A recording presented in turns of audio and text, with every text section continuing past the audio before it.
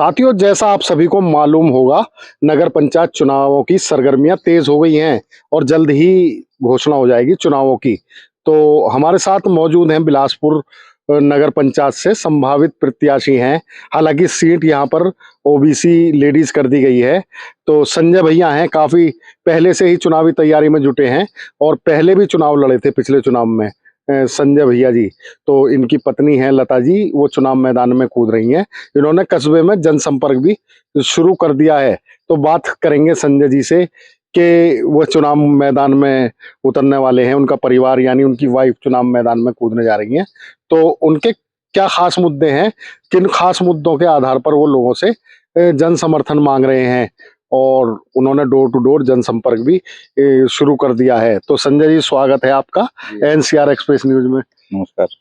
तो आपने चुनावी तैयारी शुरू कर दी है, डोर टू डोर जाकर आपने जनसंपर्क भी शुरू कर दिया है। पिछली बार भी आप चुनाव लड़े बिलासपुर से। तो बिलासपुर कस्बा ऐतिहासिक कस्बा है, यहाँ बताया जाता है पहले स्किनर स्टेट थी, यहाँ पर किला भी है, हर चीज है। चुनाव मैदान में कूद रहे हैं, तो क्या खास मुद्दे हैं? सबसे पहले तो आप अपना परिचय दें। मैं संजय चेची और मेरा गांव तुगलपुर है और मैं पिछले काफ़ी समय से यहाँ बिलासपुर में हूँ, क्योंकि यहाँ हमारा काम कारोबार सब यहीं है और मैक्सिमम वक्त जो हमारा बीत रहा है वो बिलासपुर कस्बे में ही काफ़ी सालों से है। क्योंकि यहाँ जब मैं आना जाना शुरू हुआ तो मैंने देखा बिलासपुर की हालत जो मैंने देखी कि ना यहाँ कहीं शिक्षा का कोई बहुत अच्छा स्तर है, ना चिकित्सा का कोई बहुत अच्छा स्तर है। बहुत सारे स्कूल हैं, लेकिन अगर सरकारी स्कूल की बात करें तो सरकारी स्कूल भी बिलासपुर के अंदर चल रहे हैं, लेकिन वहाँ कोई शैक्षिक स्तर कुछ बहुत अच्छा नहीं है। अस्पताल बहुत सारे हैं, लेकिन वहाँ भी वही है। अगर हम फर्स्ट एड भी बात करें तो शायद वो भी बेहतर नहीं है। दूसरी व्यवस्थाएं हैं, चाहे वो पानी की हो, चाहे बिजली की हो, हर तरह की व्यवस्थाओं हम देखें। अगर ग्रेटर नोएडा जैसे हाईटेक सिटी के अंदर बिलासपुर नगर पंचायत आती है, और दुर्भाग्य की बात यह है कि एक तरफ जहाँ मेट्रो चल रही है, एक तरफ जेवर एयरपोर्ट की बात चल रही है, और उस शहर के अंदर, उस कस्बे के अंदर एक अच्छी छोटी सी परिवहन व्यवस्था भी यहाँ नहीं है, जिसकी वजह से ना यहाँ रोजगार की व्यवस्था मिल पा रही है लोगों को। यहाँ के जो युवा हैं, क्योंकि शहर दूर है, कहीं जाना आना है, तो उसके लिए या तो अपने पास अपना व्हीकल किसी के पास है, जो कि हर किसी के पास हो नहीं सकता। तो कहीं ना कहीं रोजगार की समस्या भी यहाँ है, शिक्षा की समस्या भी यहाँ है। बिजली की बात करें, आए दिन कहीं कोई बिल को लेके घूम रहा है, किसी के ऊपर चोरी की वो लगा दी जाती हैं। तो बहुत सारी समस्याएं हैं जिससे आमजन यहाँ हर तरह से परेशान है। कोई संजय जी, पहले का नोएडा के लिए बिलासपुर से बसें चलती थी, दनकौर से बस चलती थी, बिलासपुर होते हुए वो नोएडा जाती थी, सिरसा, इधर गांव में लडपुरा, सारे गांव होते हुए आसपास के होते हुए जाती थी। तो सुबह बस आती थी तो एकदम बाजार पूरा भर जाता था। लेकिन वो बसें बंद कर दी गई, काफी समय से मांग भी उठी। हालांकि विधायक धीरेन्द्र जी ने यहाँ कुछ बसें चलाई भी। लेकिन अब जो इतना बड़ा कस्बा दनकौर है, मंडी श्यामनगर है, सिकंदराबाद है, उन सब में पिछड़ा हुआ कारोबार में नजर आ रहा है बिलासपुर।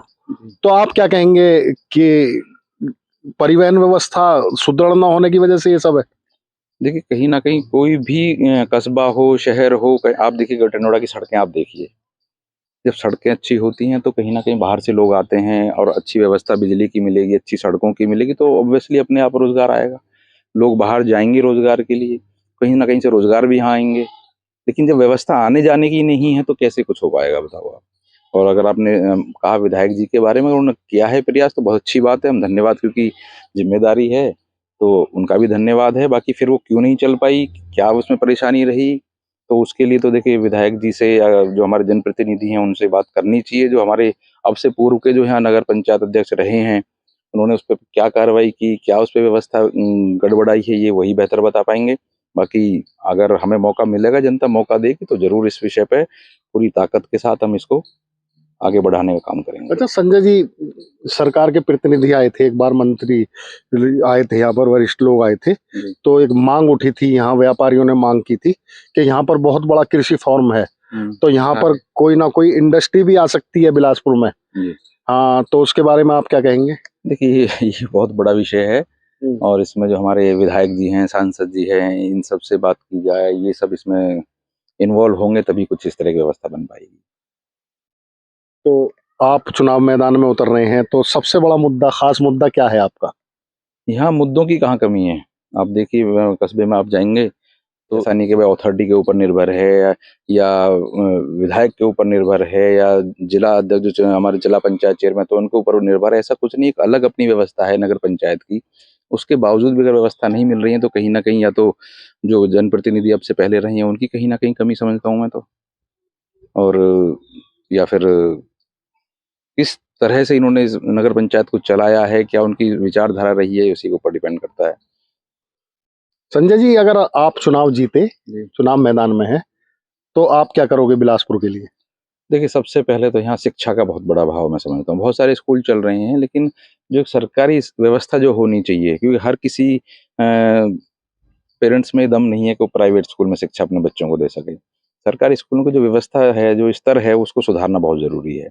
यहाँ कन्याओं के लिए बहुत अच्छी व्यवस्था नहीं है। तो ये शिक्षा अगर है, शिक्षित हम होते हैं तो विकसित तो अपने आप हो जाएँगे। तो सबसे पहली जो व्यवस्था है वो शिक्षा की है। शिक्षा, चिकित्सा, बिजली, पानी, सड़क, यही तो 4-5 मूल व्यवस्थाएँ हैं जो आम जन को चाहिए। उन्हीं पे काम करना है हमें। तो आप चुनाव मैदान में हैं, जनसंपर्क भी कर रहे हैं, तो आप क्या अपील करेंगे लोगों से? बस अपील यही है कि एक मौका दें हमें, और जैसे पहले भी हम चुनाव मैदान में थे तो शायद कहीं न कहीं हमारे और जनता के बीच में मिसअंडरस्टैंडिंग रही।